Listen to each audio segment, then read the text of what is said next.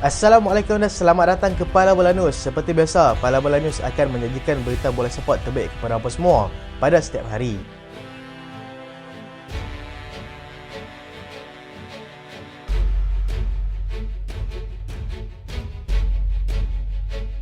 Kita mulakan dengan keputusan perlawanan yang telah berlangsung pada malam tadi. Liverpool telah menjadi juara Carabao Cup selepas menang 1-0 ke atas pasukan Chelsea di Wembley pada malam tadi. Tahniah diucapkan kepada pasukan Liverpool. Liga Perdana Inggeris, pasukan Wolves berjaya tewaskan pasukan Sheffield United dengan keputusan 1-0 dan berikut adalah kedudukan semasa Liga Perdana Inggeris.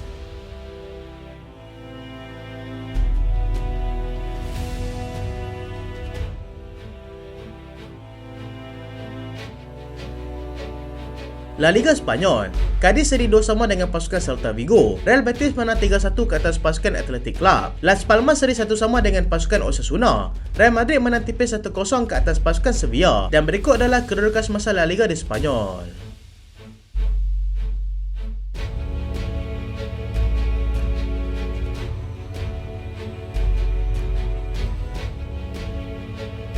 Serie A Itali, Juventus menang 3-2 ke atas pasukan Frosinone. Cagliari seri 1 sama dengan pasukan Napoli. Lecce tewas 4-0 kepada pasukan Inter Milan. AC Milan seri 1 sama dengan pasukan Atalanta. Dan berikut adalah kedudukan semasa Serie A Itali.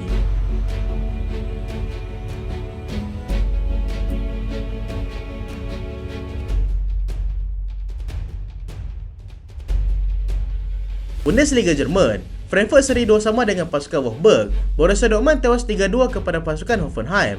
Wolfsburg menang 2-1 ke atas pasukan Freiburg. Dan berikut adalah kedudukan semasa Bundesliga di Jerman.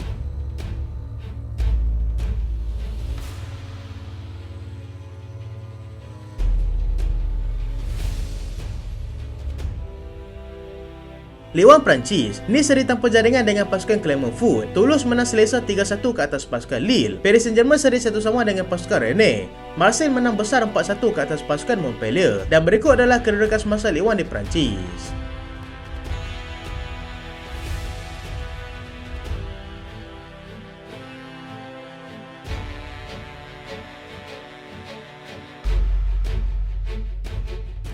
Liverpool juara Carabao Cup, Chelsea kempunan lagi. Chelsea sekali lagi terpaksa berputih batal selepas tewas dalam aksi final Carabao Cup kepada pasukan Liverpool dengan jaringan tipis 1-0. Ini merupakan aksi final ke-6 mereka di mana tidak ada satu pun yang telah menyebelai mereka setakat ini. Chelsea menurunkan kesebelasan utama terkuat mereka dilihat seakan-akan menguasai separuhnya perlawanan dengan mengambil kesempatan daripada pasukan Liverpool yang terpaksa beraksi dengan kesebelasan kedua terbaik mereka selepas ramai pemain utama mereka terpaksa diketepikan akibat masalah kecederaan. Chelsea berjaya menjadikan gol pada separuh masa pertama sebelum gol tersebut dibatalkan oleh VAR kerana offside. Liverpool juga kecewa apabila gol tandungan Virgil van Dijk pada minit ke-60 turut dibatalkan oleh VAR akibat daripada kekasaran yang dilakukan sebelum itu oleh Endo. Malang buat Ryan Gravenberch apabila terpaksa meninggalkan padang dengan stretcher seawal minit ke-28 selepas dia dikasari oleh Moses Caicedo sehingga menyebabkan kecederaan serius pada buku lalinya. Perlawanan terpaksa diteruskan sehingga ke masa tambahan selepas kedua pasukan masih terikat tanpa jaringan pada keseluruhan masa sebenar. Liverpool akhirnya berjaya menjadikan gol kemenangan pada minit ke-118 yang dijadikan oleh kapten pasukan sekaligus menuntut terus peluang pasukan Chelsea untuk mengheret permainan ke penonton sepakan penalti. Ini merupakan piala ke-10 untuk pasukan Liverpool, menjadikan mereka terbanyak yang telah menjualan piala tersebut.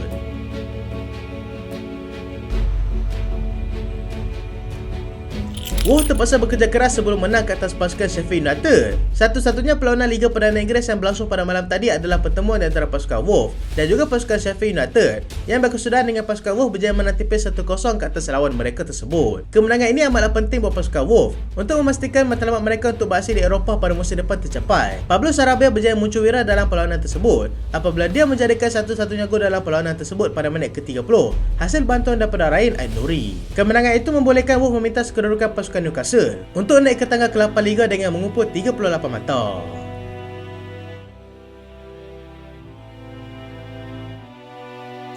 Real Madrid berjaya kukuhkan kedudukan sebagai pendahulu La Liga. Real Madrid semakin jauh di depan sebagai pendahulu Liga selepas mereka berjaya mencetakkan kemenangan penting pada awal pagi tadi ketika menentang pasukan Sevilla. Mereka hanya memerlukan satu saja gol yang telah dijadikan oleh bintang veteran mereka iaitu Luka Modric pada minit ke-81 untuk memastikan 3 mata penuh milik mereka di Santiago Bernabeu. Real Madrid sebenarnya mempunyai kelebihan untuk berada di depan pada awal permainan, hasil jaringan Lucas Vazquez tetapi dibatalkan oleh VAR kerana offside. Real Madrid kini berada semakin jauh di depan dengan mengumpul 65 mata, meninggalkan Barcelona kini berada di tempat kedua dengan mengumpul 57 mata, serta Girona jatuh ke tengah ketiga dengan 56 mata. Real Madrid akan meneruskan kempen Liga menentang pasukan Valencia di gelanggang lawan dan akan meneruskan aksi Liga Juara-Juara Eropah dengan menentang pasukan Leipzig dalam perlawanan kedua pusingan kalah mati. Mereka kini dalam landasan yang tepat untuk menjulang trofi UCL buat kali ke-15 dan ianya bakal menjadi sejarah baru buat Ancelotti dan juga pasukan Real Madrid sendiri.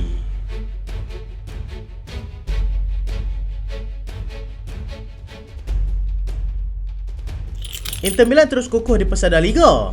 Inter Milan terus mengukuhkan kedudukan mereka selaku pendahulu Serie A selepas menang besar ke atas pasukan Leeds 4-0 pada awal pagi tadi. Mereka kini sudah mengumpul 66 mata dan masih mempunyai satu lagi baki perlawanan dalam tangan. Mereka memulakan pesta jaringan pada minit ke-15 menerusi jaringan penyerang mereka iaitu Lautaro Martinez hasil bantuan daripada Christian Asilani. Inter kemudiannya terpaksa menanti sehingga ke separuh masa kedua untuk menambah gol kedua kali ini menerusi David Frattesi pada minit ke-54 dan dibantu oleh Alexis Sanchez. Lautaro Martinez kemudiannya meledak gol kedua peribadi dan gol ketiga pasukan pada minit ke-56.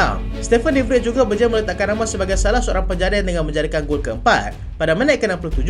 Inter Milan akan meneruskan aksi Serie A dengan menentang pasukan Atalanta dan akan menyambung semula kempen Liga Juara-Juara dengan menentang pasukan Atletico Madrid pada pertengahan bulan Mac nanti.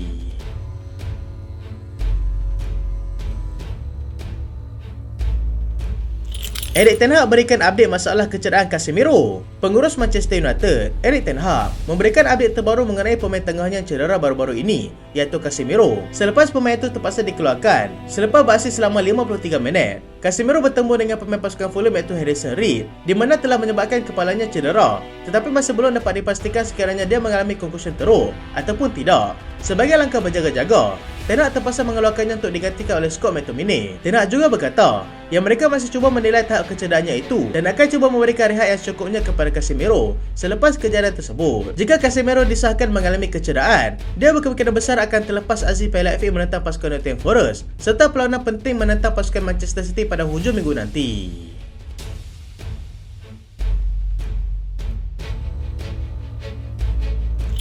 Walaupun tewas, Pochettino tetap puji anak buahnya. Pengurus pasukan Chelsea, Mauricio Pochettino, tetap memuji persembahan anak buahnya meskipun tewas tipis 1-0 kepada Liverpool dalam aksi final Carabao Cup yang berlangsung pada malam tadi.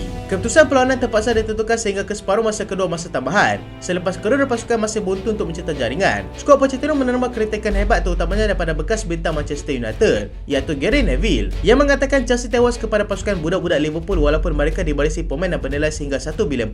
Pochettino membalas kembali kenyataan tersebut dengan berkata, jika dilihat kepada purata umum pemain ada di atas padang, kedua pasukan dilihat mempunyai pemain muda yang sama banyak. Dia juga menambah yang dia mempunyai pasukan yang cukup muda jika mahu dibandingkan dengan pemain juga Klopp pada ketika ini. Tetapi Klopp terpaksa mengetepikan ramai pemainnya akibat masalah kecederaan. Dia bagaimanapun menghormati pendapat yang dikeluarkan oleh Gary Neville atas dasar hubungan baiknya dengan bekas pemain Manchester United itu.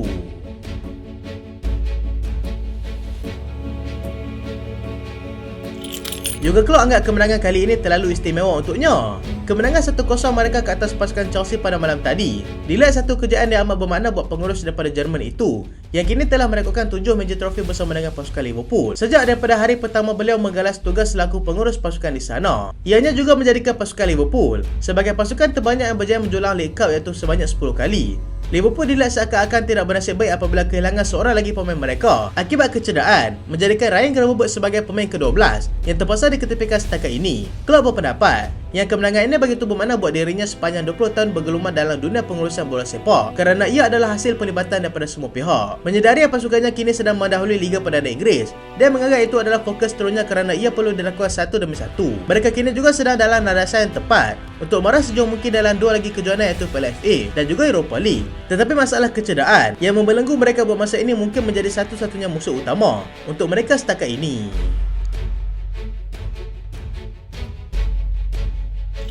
Kita ke perkembangan jendela perbezaan pemain. Manchester United mahukan Ross Barkley. Manchester United telah menyatakan minat mereka untuk cuba mendapatkan bintang pasukan Luton, iaitu Ross Barkley, menjelang musim panas nanti. Perkara ini bukan lagi satu yang menjadi rahsia selepas pemain itu kini menjadi pemain digemari oleh pemilik baru mereka, iaitu Sir James Ratcliffe dan juga Sir David Brailsford.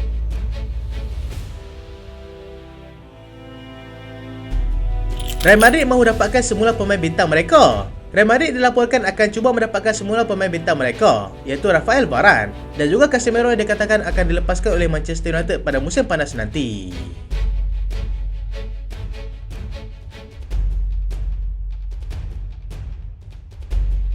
Itulah berita pada kali ini, dan terima kasih sebab tonton sampai habis. Jangan lupa like, jangan lupa share, jangan lupa subscribe. Aku Solian. Assalamualaikum.